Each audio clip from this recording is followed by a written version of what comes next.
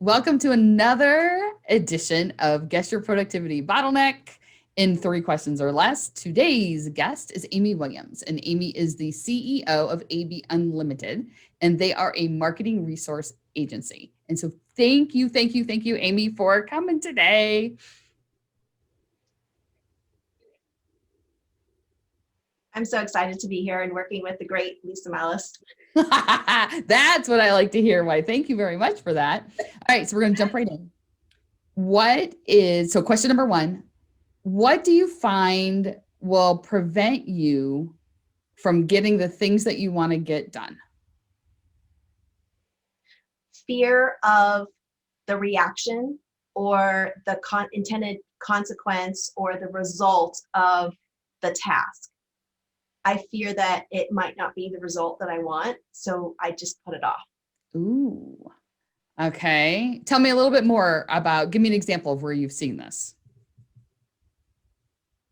Well, for instance, if there is a project that is overdue and I know it needs to get done, and someone else is waiting on my end of the project so they can do what they need to do, and so much time has gone by, I get fearful that this person or the person that needs my work product is going to be angry or is going to be unhappy. So then I just end up not doing it at all. Okay. All right. So I'm going to dig in at this from a different angle. So I'm going to ask you a different question. What is happening to cause you to be behind on a project?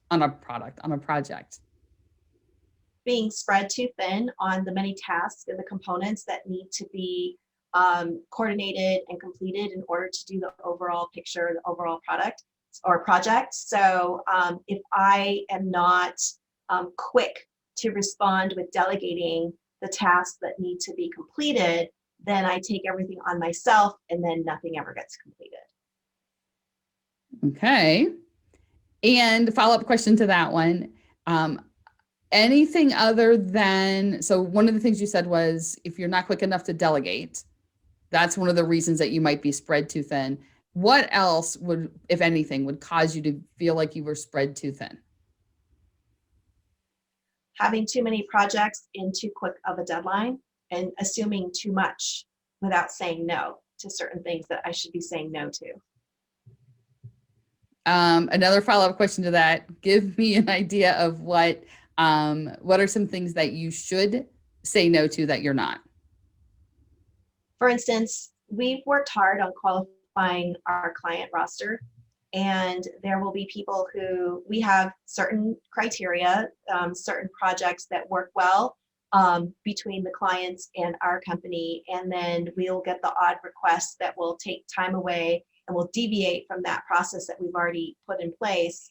And it's not a fit for our company, but because I can't say no to this person, I end up taking a project that is not suitable at all for our company. Okay. And so then the third question that I have for you is, what percent of projects that you are working on do you feel fall outside of what you've already identified are the pieces that are the types of projects for the types of clients that you want to work with? I want to say conservatively, I want to say 30%, but I think that's being ultra conservative. I probably think it's closer to 15 to 20% of my time, which is still enough to derail procrastination and getting things completed on time. Yes. So I would say probably 15 to 20%. Okay. All right. So I've asked my 3 questions. And so here is my assessment of your productivity bottleneck. And what that is not following your processes. So you've set up processes on who to delegate and what types of things get delegated. And you've also set up processes on who's the ideal client, who isn't. You've set up, you and I have spoken before. So I'm letting everyone who's watching this know this is not a cold thing. Amy and I have spoken before, and this is not something that has come up in any of our previous conversations. So I do know that you have processes around when to work, those types of things. And so what I'm seeing is you're not following them. So tell me, does that feel like the right bottleneck for you or not? It feels like it's the right bottleneck in terms of I need to get better with discipline, and getting into a habit. And the reason why I know that would work if I just got into the habit, on a daily basis, is because I recently started walking 2 miles every morning as soon as I get up. No matter in my pajamas, whatever, I get on that treadmill and I start walking 2 miles. That's my commitment to myself. And it was hard. And after 3 days, I wanted to not do it, but I did it in my pajamas, because I didn't want to get dressed and get the right gear and all that nonsense. So it's been 9 days so far and I haven't deviated. I've been able to do it. So I know that if I put myself into habits, it will become automated. It will become like clockwork for me to do that. So I'm looking forward to working on my discipline. And so if we look at this in a 3-step process, if we look at it through the dream, decide, design process, which is not something yet that I have shared out through my social media and the e-blast list, it's what we just did was the dream part. And the dream part is, what do you want? Where are you currently at? But the part that we just dug into was what is the actual challenge. So like it started out as the fear of failure, fear of what's going to happen. But really what it is not following the actual process that you already have in place. Then the next part is decide. And that's the place where you get to decide, okay, what am I doing now? What will I do? And so your piece is, okay, I have the processes in place. I need to create them as habit.